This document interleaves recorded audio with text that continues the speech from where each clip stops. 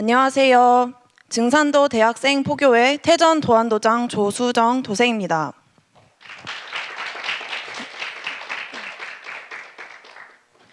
네, 여러분들은 뭔가를 간절하게 바라고 기도를 해보신 적이 있으신가요? 네, 원하는 대학에 가게 해달라는 기도를 하셨을 분도 있을 거고, 친구나 가족을 위해서 기도를 하셨을 분도 있으실 텐데요. 저도 마찬가지입니다. 오늘은 이제 세상을 구하기 위해서 간절한 기도를 하셨던 분에 대한 이야기를 하려고 합니다. 지금으로부터 160년 전이었는데요. 19세기 후반 조선은 지배계급의 부패로 인해서 백성들은 정말 어려운 삶을 살았었습니다. 집도 없었고 거리를 떠돌면서 방황하는 그런 백성들이 수두룩했었는데요. 그리고 전염병이 너무 자주 돌아서 백성들이 막 수십 명씩 죽고 그런 힘든 상황을 거쳤습니다. 이러한 조선 백성들의 삶을 10년간 몸소 체험을 하면서 그 백성들을 구하고자 간절히 기도했던 분이 있는데요. 그분이 바로 최수훈 대신사입니다. 최수훈 대신사는 몰락한 양반 집안의 서자로 태어나서 일찍이 구도의 뜻을 품었던 분인데요. 최수훈 대신사는 보부상 생활을 하면서 민초들의 삶을 몸소 체험을 하시고 10년 동안 전국을 주유하시면서 이제 32세 때 되던 날에 양산 천성산 굴에 들어가서 본격적으로 구도의 길을 걸으셨습니다. 그러나 생각만큼 그 길이 평탄하지만은 않았는데요. 49일 기도에 들어갔는데 47일째 되던 날에 갑자기 마음이 불안하면서 돌아가신 숙부의 모습이 보이는 거예요. 그래서 깜짝 놀라서 산을 내려가 보니까 과연 숙부님이 돌아가신 것이었습니다. 숙부가 돌아가신 후에 몰락한 가세를 일으키기 위해 철광 재련을 하는 사업을 벌였는데요. 그 와중에도 기도를 소홀히 하지 않으셨습니다. 그리고 다시 49일 기도에 들어갔고 49일 기도를 끝마쳤지만 기도에 너무 집중한 나머지 그 사업은 뜻대로 되지 않으셨는데요. 그래서 사업에 실패했던 최수훈 대신사는 처자식을 데리고 고향인 경주로 돌아오게 됩니다. 옛집으로 돌아온 최수훈 대신사는 굳은 결의를 다지는 의미에서 재선이라는 원래 이름을 재우라는 이름으로 바꾸셨는데요. 재우라는 이름은 어리석은 중생을 구한다라는 뜻입니다. 수훈이라는 호도 이때부터 쓴 것인데요. 그리고 대신사의 굳은 의지가 보이는 도기장존 사불립, 세간중인 부동기라 도의 기운을 길이 보존하면 삿된 기운은 침입하지 못한다. 도를 얻을 때까지 세상 사람들에게 돌아가 어울리지 않으리라 라는 굳은 의지가 보이는 입춘시도 쓰셨습니다. 이때 최수훈 대신사의 구도 생활을 양녀였던 주씨가 증언을 하셨는데요.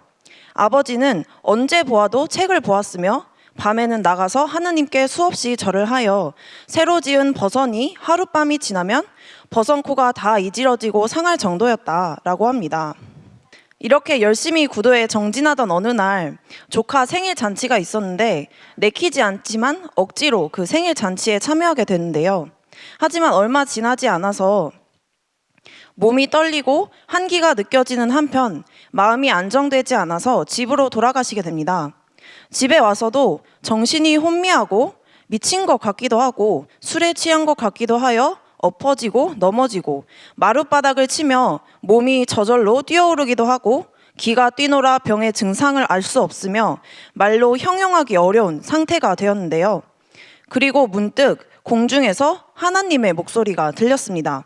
이 사건이 바로 경신년 4월 5일 경주 용담정에서의 천상문답 사건입니다.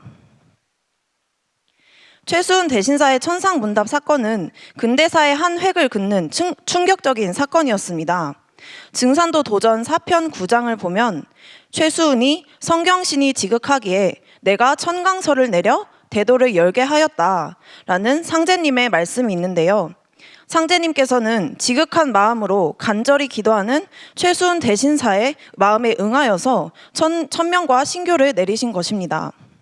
동양 철학자 김범부 선생은 이 천상문답 사건을 하나님의 강령, 내림으로 정확히 파악해서 선생의 저서에 이런 말을 했는데요. 경신년 4월 5일에 정말 어마어마한 역사적 대사건이 경주에서 발생했다.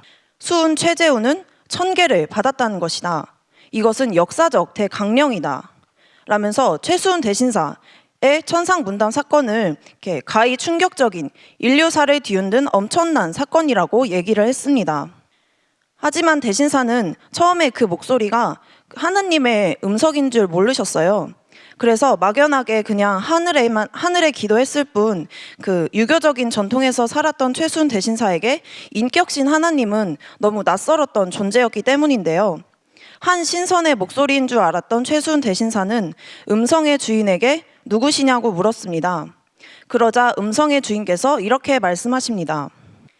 물구물공하라. 세인이 위야 상제언을 여부지 상제야. 두려워하지 말고 겁내지 마라. 세상 사람들이 나를 상제라 부르거늘 너는 어떻게 상제를 모르느냐 라고 꾸짖으셨습니다. 왜 상제님께서는 최수훈 대신사에게 하셨던 첫마디가 왜 나를 알지 못하냐는 꾸짖음이었을까요? 옛날 상고 시절 우리 한민족은 물론 세계 모든 민족이 상제님을 모셨는데요. 상제님께 제를 올리는 제천단을 만들고 제천단에서 한 나라의 지도자와 백성들이 한마음으로 상제님께 천제를 올렸습니다. 천제를 올렸던 제천단은 세계 각지에 남아있는데요. 우리나라 강화도 마리산 참성단도 상제님께 제를 올리기 위해서 당군왕검께서 만드셨던 제천단입니다. 그 외에 이집트의 피라미드도 초기 형식은 윗면이 평평해서 그 제천단의 모습을 하고 있는데요. 그리고 마찬가지로 지구라트도 하늘과 소통하는 곳이라고 해서 마찬가지로 제천단입니다. 중국에 있는 그 원구단도 제천단이고 멕시코에는 그 천제를 올리는 피라미드가 430여 개가 될 정도로 그런 천제 문화가 생활 속에 녹아 있었는데요. 나라마다 언어가 달라서 하나님을 부르는 호칭이 조금씩 달랐지만 똑같은 한 분을 모셨던 것입니다. 이러한 사실을 약 500년 전에 이탈리아 사람이었던 마테오 리치 신부님이 동양 중국에 가서 하나님의 복음을 전하기 위해 갔다가 서양에서 말하는 하나님과 동양에서 말하는 상제님이 같은 분이란 것을 깨닫게 되는데요. 마테오 리치 신부님이 저술했던 천주실이라는 책을 보면 오국 천주는 즉 화언 상제니라. 내 나라에서 천주님이라 불리는 분은 중국에서 불리는 상제라는 분이다 라고 하여 수많은 중국 고전을 연구하면서 천주와 상제가 같은 분이란 것을 깨달았다는 내용이 나옵니다. 또 도교의 8신선 중 한 명이었던 여동비는 옥황지조는 제 도솔 능소천궁이시니라. 옥황상제께서는 도솔천의 능소천궁에 계신다라는 내용이 도교 경전인 여조휘집이라는 책에 나오는데요. 불교 2000년 역사에서 미륵부처님의 실체를 정확하게 밝혔던 문헌적인 그런 책이 하나도 없었습니다. 여동비는 천여년 전에 도솔천의 하나님이 상제님임을 깨달았다는 것입니다. 그리고 우리나라에서 처음 신약 성서를 번역할 때 상제의 아들 예수 그리스도라고 해서 하나님을 상제로 번역했었습니다. 현재 우리나라 애국가 가사도 보면은 하나님이 보호하사라는 구절이 있는데요. 근데 대한제국 때 만들어진 우리나라 애국가 가사를 보면 상제는 우리나라를 도우소서라고 해서 원래 동양에서 하나님을 지칭했던 상제라는 호칭을 썼었습니다. 이러한 상제 문화가 시간이 갈수록 문화가 다양해지면서 복잡해지고 잊혀져 갔던 것입니다. 그래서 상제님께서는 최수훈 대신사에게 네가 어찌 상제를 모르느냐라고 하신 것입니다. 이 말씀은 대신사에게만 하신 게 아니라 이 땅에 살고 있는 모든 조선 사람, 오늘의 한국인, 지구촌 인류에게 하신 말씀입니다. 그리고 상제님께서는 최수훈 대신사를 통해서 앞으로 인간으로 강세하실 당신님의 소식을 전하게 했는데요. 이것이 바로 시천주입니다. 시천주는 말 그대로 천주님을 모시라라는 뜻입니다. 근데 사람들은 동학하면 시천주가 아닌 사람이 곧 하늘이다 라는 인내천 사상을 떠올리는데요. 당시 사람들이 유교적인 전통에서 살았기 때문에 인격신 하나님을 인식하지 못했기 때문입니다. 그래서 조선 조정에서 동학을 사도난정이다, 삿된 가르침으로 세상을 어지럽힌다 라고 해서 동학의 창도자인 최수훈 대신사를 잡아서 대구에서 처형을 시켰습니다. 최수훈 대신사에 이어서 2대 교주였던 최시영 때부터 시천주의 뜻이 변질되어 갔는데요.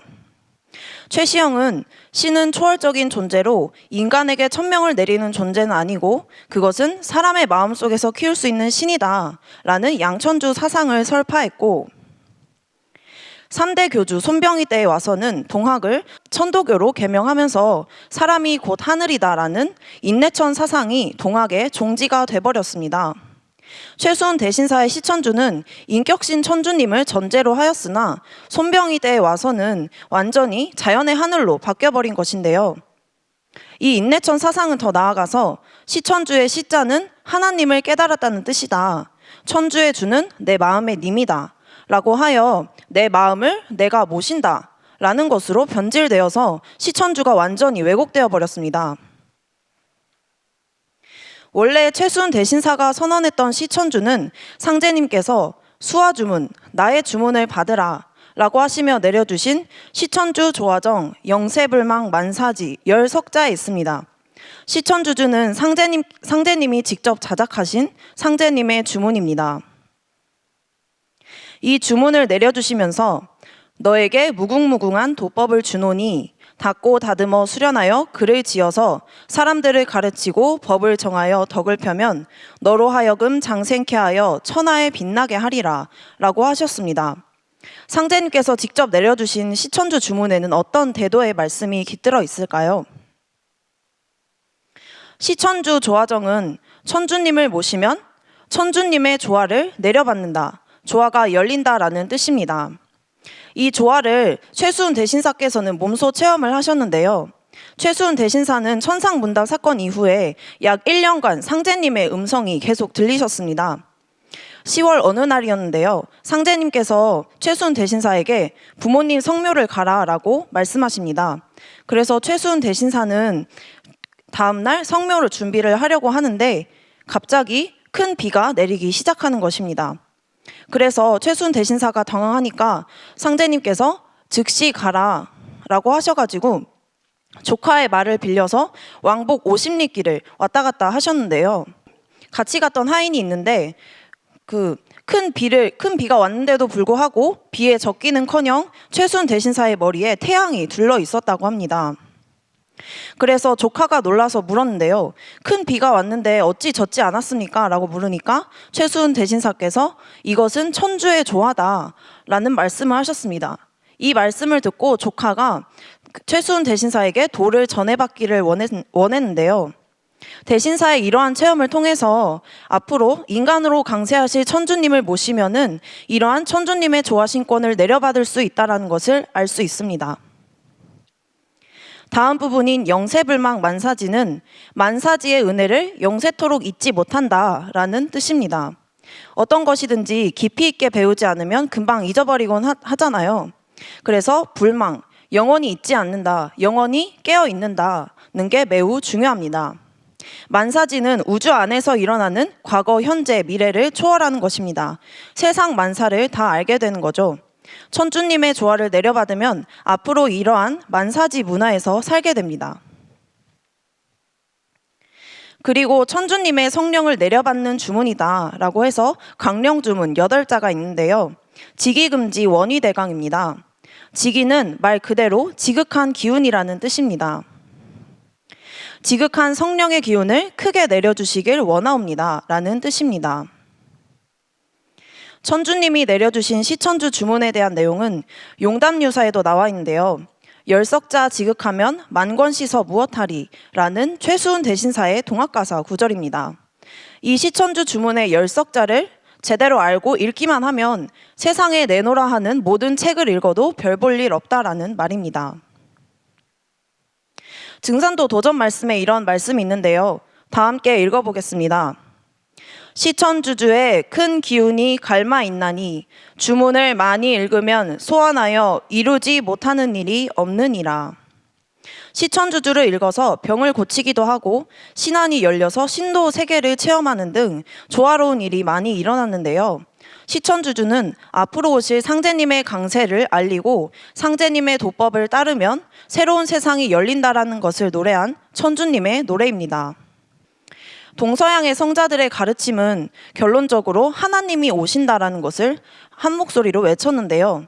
하지만 성자들의 아버지 하나님, 미륵불, 상제님의 강세 소식이 몇천 년을 지나오면서 점차 왜곡이 되었습니다.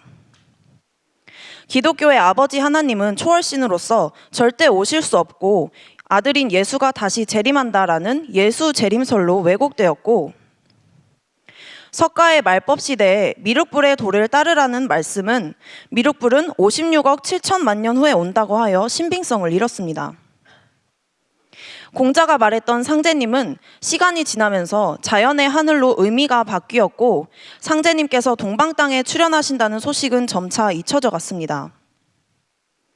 이런 상황에서 상제님께서는 지극정성으로 기도하던 최수은 대신사를 통해서 다시 한번 당신님의 강세를 전하도록 하셨는데요. 동학의 최초 기록인 도원기서를 보면 상제님께서 최수은 대신사에게 너는 내 아들이니 나를 아버지라 부르도록 하라 라고 하신 것을 알 수가 있습니다. 최수은 대신사를 통해서 새로운 아들을 내세우신 것입니다. 근대사의 출발이라고 할 수 있는 동학의 시천주 선언은 인내천으로 왜곡되어 많은 사람들의 뇌리에 박혀 있습니다. 동학은 인내천이 아니라 시천주입니다. 사람은 하늘이 될 수 없고 하늘은 사람이 될 수 없습니다. 동학의 인내천 사상은 불평등했던 조선 백성들의 인권을 높이는 데 큰 역할을 했지만 시천주의 본질인 앞으로 인간으로 강세하실 하나님을 다시 모셔야 한다라는 소식을 왜곡시켰습니다.